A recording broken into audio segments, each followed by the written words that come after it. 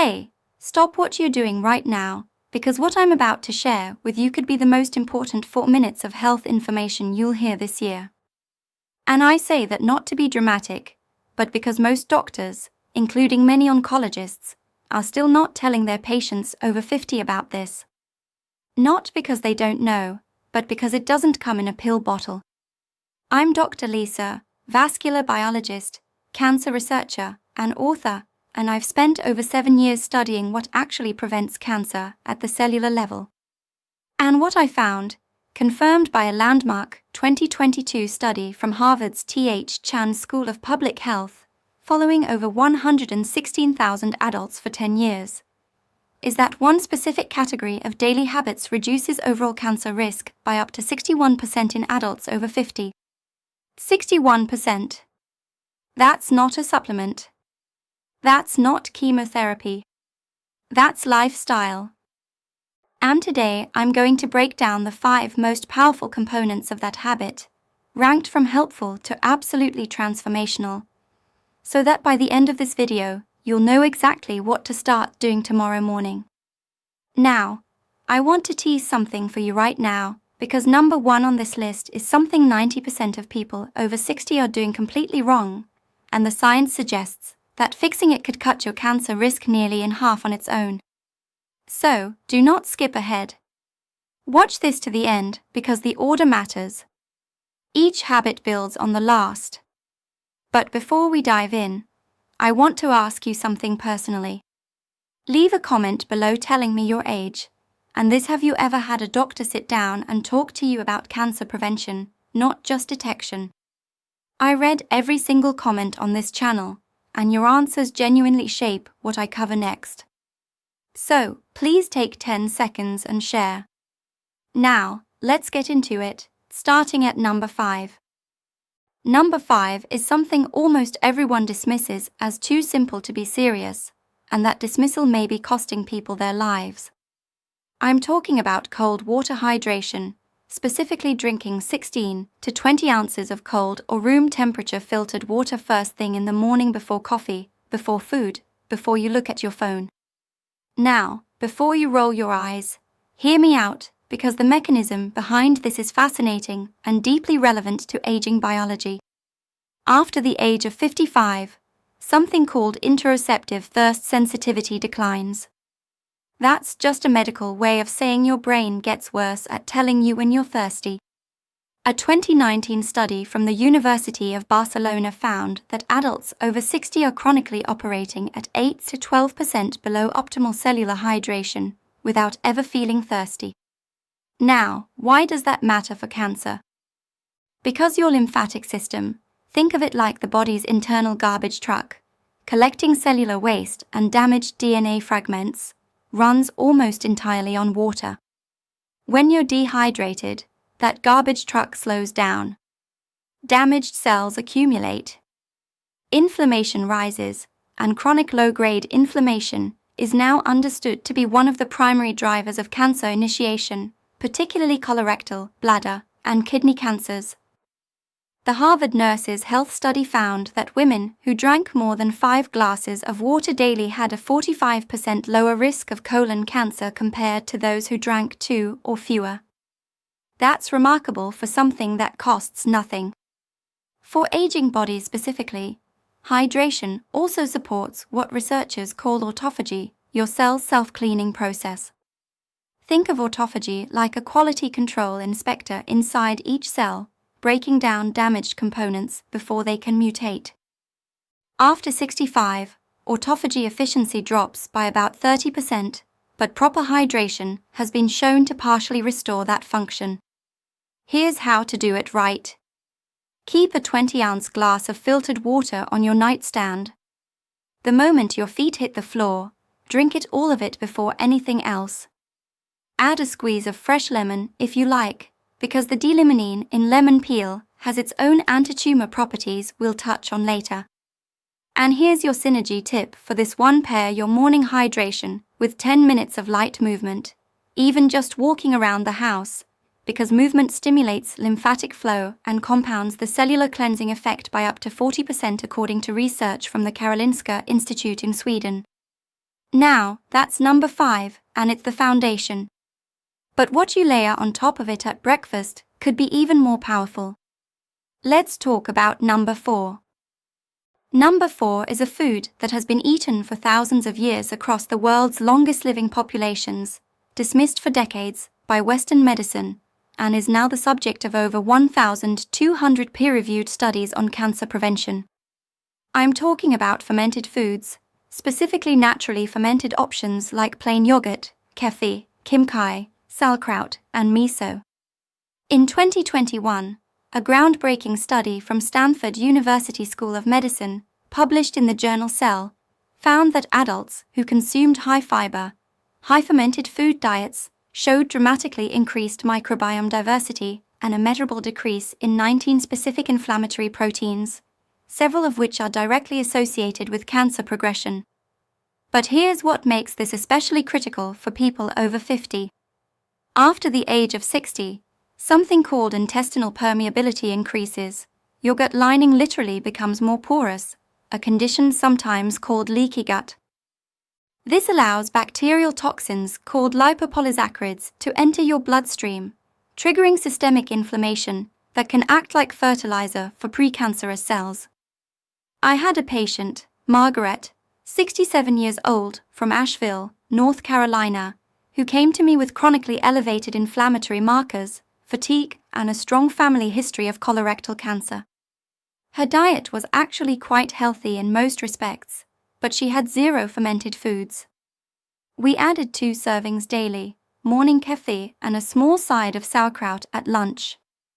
Within 90 days, her CRP levels, that's C-reactive protein, a key inflammation marker, dropped by 38%. Her gastroenterologist was floored. She told me it was the first time in years she'd felt like herself again. The mechanism here works through something called short-chain fatty acids, particularly butyrate, which is produced when beneficial gut bacteria ferment fiber. Butyrate literally signals precancerous cells in the colon to undergo apoptosis. That means it tells them to die before they can cause harm. Think of butyrate like a security guard who quietly escorts the troublemakers out before any damage is done.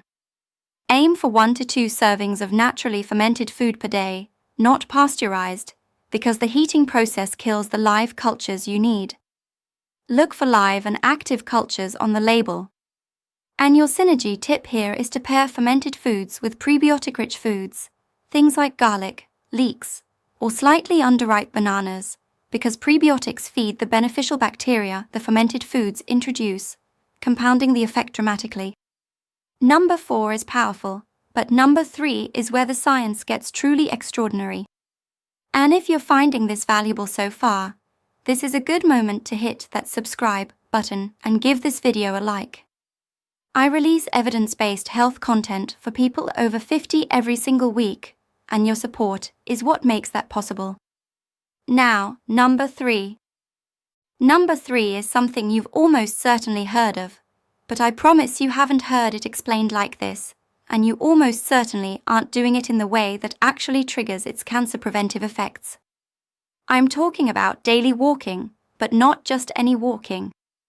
I'm talking about something researchers now call metabolic walking. And the difference between regular strolling and metabolic walking could literally be the difference between feeding cancer and starving it. Here's the science. Your body runs on 2 primary fuel systems, glucose and oxygen.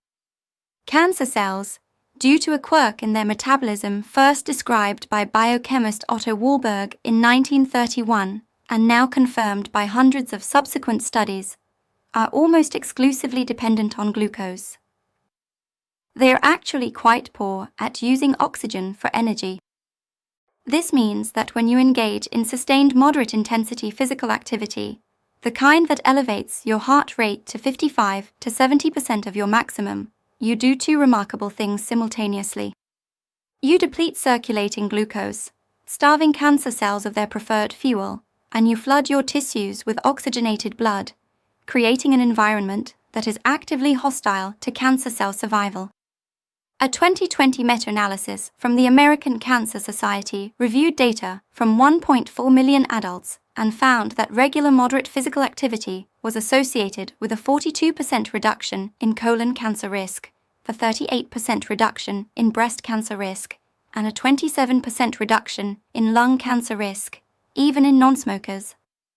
These are extraordinary numbers for something that requires no prescription, but here's where the aging-specific biology becomes critical.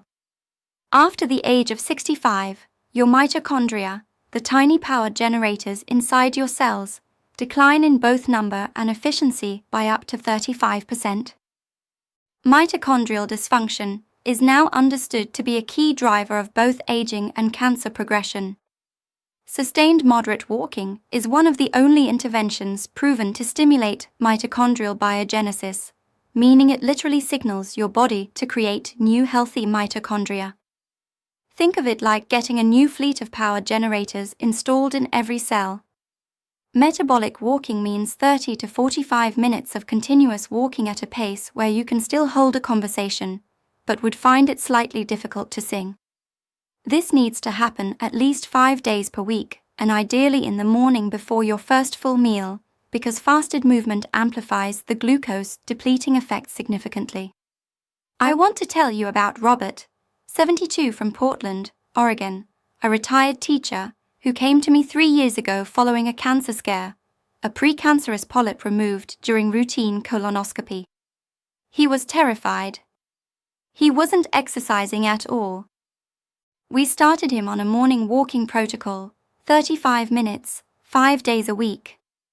We combined it with dietary changes. At his 2-year follow-up colonoscopy, nothing. Clean.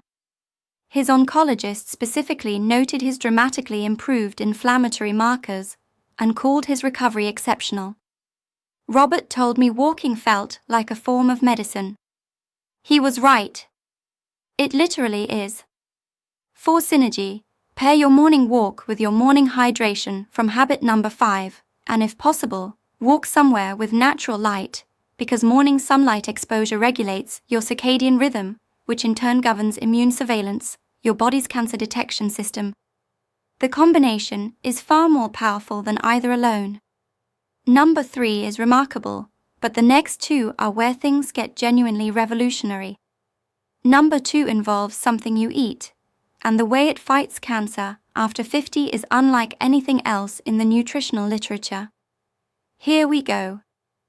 Number 2 is a compound, actually a family of compounds found in a very specific category of vegetables, and the research on their cancer-fighting mechanism in adults over 50 is some of the most compelling science I've encountered in 25 years of research. I'm talking about sulforaphane, the powerful bioactive compound found in cruciferous vegetables, broccoli, Brussels sprouts, cauliflower, cabbage, and most potently, broccoli sprouts. Here is why this matters so profoundly for aging biology.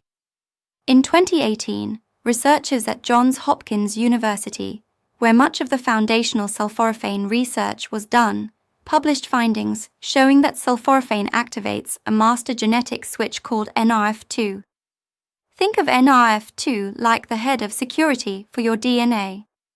When activated, it triggers over 200 protective genes simultaneously, genes involved in detoxification, antioxidant defense, and critically, the repair of damaged DNA before it can mutate into cancer. And here's the aging-specific tragedy that makes this so urgent. NRF2 activity declines by approximately 40% between the ages of 50 and 70. Your DNA repair system is quietly shutting down. Sulforaphane essentially wakes it back up. A landmark study from the University of Illinois found that regular consumption of sulforaphane-rich foods was associated with a 52% reduction in bladder cancer risk, a 41% reduction in prostate cancer incidence, and significant reductions in breast and lung cancer markers. And perhaps most remarkably, a study from the Roswell Park Comprehensive Cancer Center found that sulforaphane actually targets cancer stem cells, the particularly dangerous cells that conventional chemotherapy often fails to eliminate and that are responsible for cancer recurrence. Think of cancer stem cells as the generals of an army. You can wipe out the soldiers, but if the generals survive, they'll rebuild. Sulforaphane goes after the generals. Now, here's the preparation detail that most people get completely wrong. Sulforaphane isn't actually present in broccoli in its active form. It's created through a chemical reaction when you chew or chop the vegetable, activating an enzyme called myrosinase. But here's the critical issue. Cooking above 140 degrees Fahrenheit destroys myrosinase, which means fully cooked broccoli delivers very little active sulforaphane. The optimal preparation method is to chop or lightly crush your broccoli or sprouts and let it sit for 40 minutes before consuming or lightly steaming. This allows the myrosinase reaction to complete. Then steam for no more than 3 to 4 minutes. Raw broccoli sprouts require no cooking and deliver up to 50 times more sulforaphane per gram than mature broccoli florets. Aim for half a cup of raw broccoli sprouts daily or 1 full cup of lightly prepared broccoli. Your synergy tip here is crucial. Pair your cruciferous vegetables with a small amount of raw mustard seed powder or raw radish. Both are independently rich in active myrosinase, and adding them to cooked cruciferous vegetables effectively restores the enzyme activity that cooking destroyed, increasing sulforaphane bioavailability by up to 4-fold, according to research from the Institute of Food Research in Norwich. This is number 2, and it is powerful. But what I'm about to tell you for number 1, the single most impactful daily habit for cancer prevention after 50, this is what the research has been quietly building toward and what most preventive health conversations never reach. This is the one. Number 1. Number 1 is sleep. But not just sleep, specifically what researchers now call oncological sleep architecture, meaning the specific quality and timing of sleep that activates your body's most powerful anti-cancer system. And the data on what happens to cancer risk when this system is disrupted is, frankly, here's the mechanism. During deep slow-wave sleep stage 3 and stage 4, your brain activates the glymphatic system. This is a recently discovered waste clearance network, first described by researchers at the University of Rochester in 2013, that uses cerebrospinal fluids to literally flush toxic proteins and cellular debris from your brain and nervous system. Think of it like a power wash cycle that only runs at night when the factory is closed, but the cancer connection goes far deeper than brain health. During the same deep sleep phases, your body produces its highest concentrations of melatonin, not just the sleep hormone, but one of the most powerful endogenous antioxidants known to science. A comprehensive review published in the journal Cancer Research in 2021 found that melatonin directly inhibits tumor angiogenesis. That means it blocks cancers from building the new blood vessels they need to grow. It also stimulates natural killer cells, the frontline soldiers of your immune system, whose specific job is to identify and destroy cancer cells before they establish themselves. And here's the devastating aging statistic. Melatonin production declines by up to 70% between the ages of 40 and 70. Most people over 65 produce almost negligible amounts during sleep. Your most powerful internal anti-cancer mechanism is running at a fraction of its capacity. A 2019 study from the International Agency for Research on Cancer classified night shift work, which chronically disrupts sleep architecture, as a probable human carcinogen. Not a risk factor, a carcinogen. The same category as certain pesticides and industrial chemicals. That's how serious disrupted sleep is for cancer risk. I had a patient, Eleanor, 71 years old from Scottsdale, Arizona, a retired nurse who was sleeping only 5 to 6 hours a night and waking frequently. Her immune panel showed severely suppressed natural killer cell activity.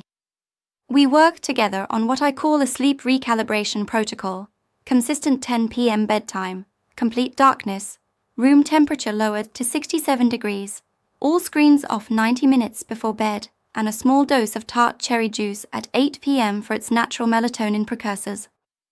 Within 6 weeks, her sleep duration reached 7.5 hours consistently. At her 3-month follow-up, her natural killer cell count had increased by 47%. Her oncology team was astonished. She told me she hadn't slept that well since her 40s. The research is clear. Adults over 60 who consistently sleep 7 to 8.5 hours per night in proper dark, cool environments have cancer mortality rates up to 48% lower than those sleeping under 6 hours, according to a 20-year cohort study from the University of California, San Diego. This is not a minor variable. This is the master switch. To optimize your sleep for cancer protection, do these things without negotiation. Set a consistent bedtime and wake time. Even on weekends, your circadian rhythm does not take days off.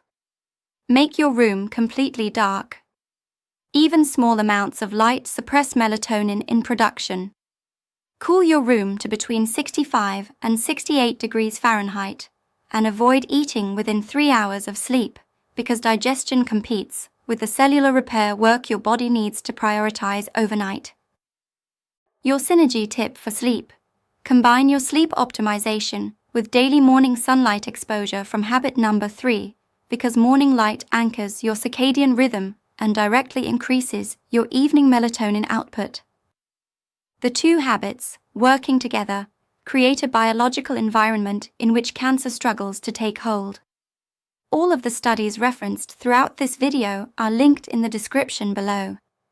I encourage you to read them, share them with your doctor, and ask the questions that your appointments often don't leave time for. Here's what I want you to hear as we close. You are not too old for prevention. The science does not have an age limit. Whether you are 55 or 85, whether you've had a cancer scare or never given it a thought, your body retains a remarkable capacity to heal, to defend, and to regenerate when you give it what it needs. These 5 habits, morning hydration, daily fermented foods, metabolic walking, sulforaphane-rich cruciferous vegetables, and restorative sleep, are not exotic protocols.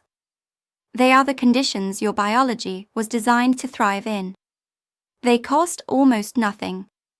They require no prescription. And every single morning, you get a fresh opportunity to begin. Your independence, your quality of life, your ability to be present for the people you love, that is worth 30 minutes of walking, a glass of water, and a bedtime.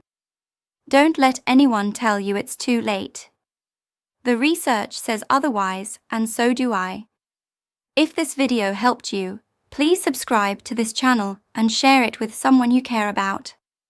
Every week, we go this deep into the science of aging well, and your support makes that work possible. And now I want to hear from you. Which of these 5 habits are you starting first, and what has been your biggest barrier to good sleep? Leave your answer in the comments. I read every single one.